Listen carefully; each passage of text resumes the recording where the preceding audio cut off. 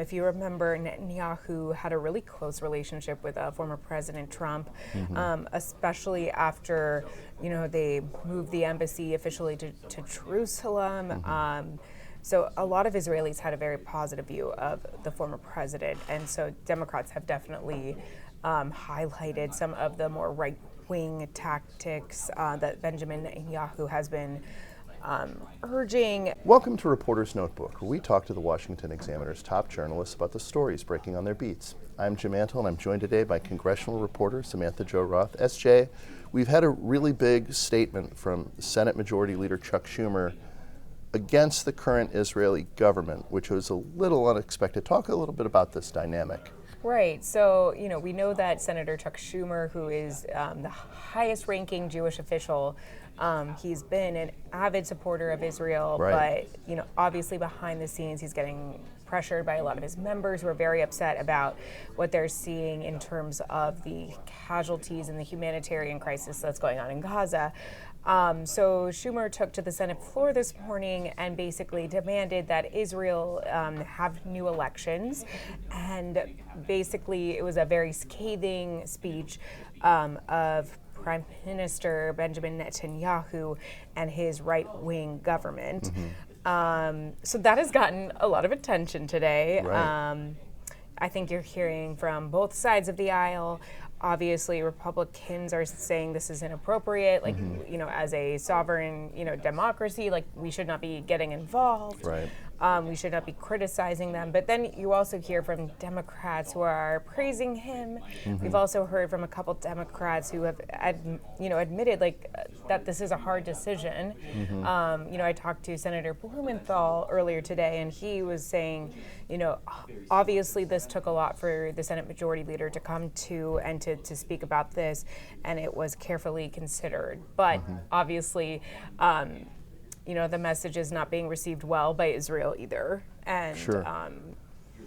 And I think a lot of people are, frankly frustrated that he, made this statement. So I don't think either side is pretty happy. Right, and Netanyahu has always had close ties to American conservatives, and he's not been very popular with Democrats in the United States, including some Democrats who are fairly supportive of Israel. Yeah, absolutely. If you remember, Netanyahu had a really close relationship with former President Trump, especially after, they moved the embassy officially to Jerusalem.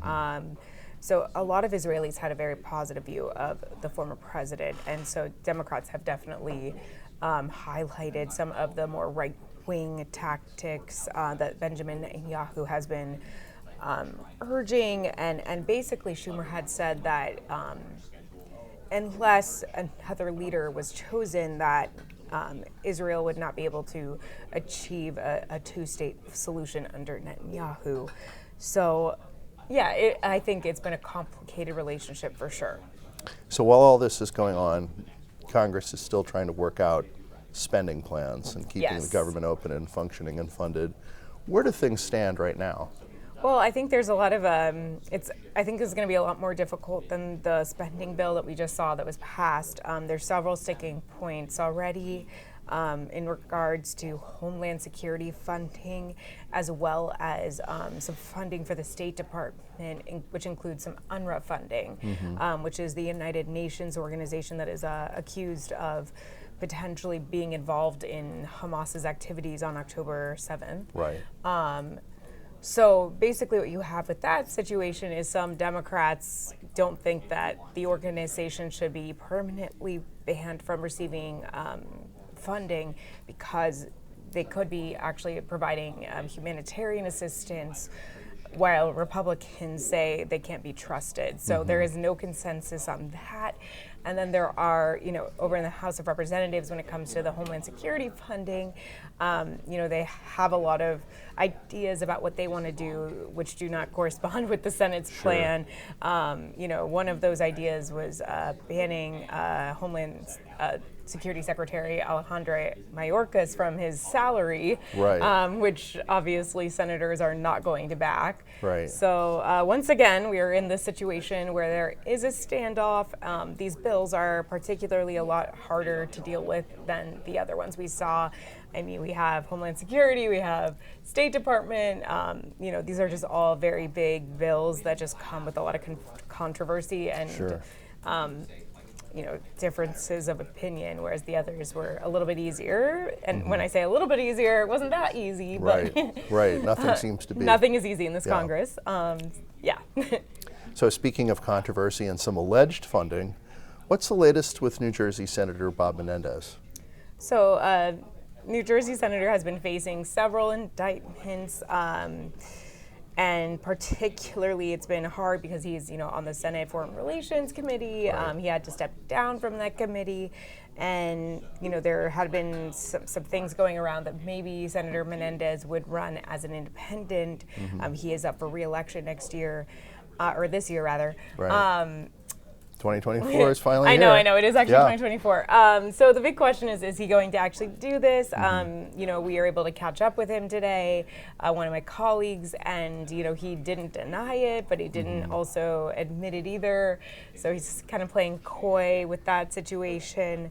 Some people are talking about the fact that he would be doing this to raise money for his defense potentially. Right. That's one of the reasons, but I can tell you that Democrats across the board in the Senate are not happy with him, but they also are not going as far to call on him to resign.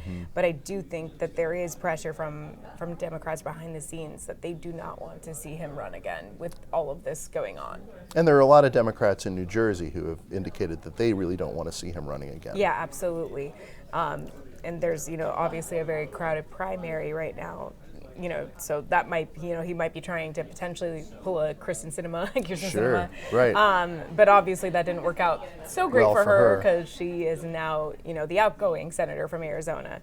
So, it's never boring. Right. And Democrats definitely don't want any other seats to be at risk since it's not a Right. favorable map for them. Yeah, absolutely. And I mean, I think, in all cases, usually New Jersey is a pretty blue place, so Right. that's, plus for them.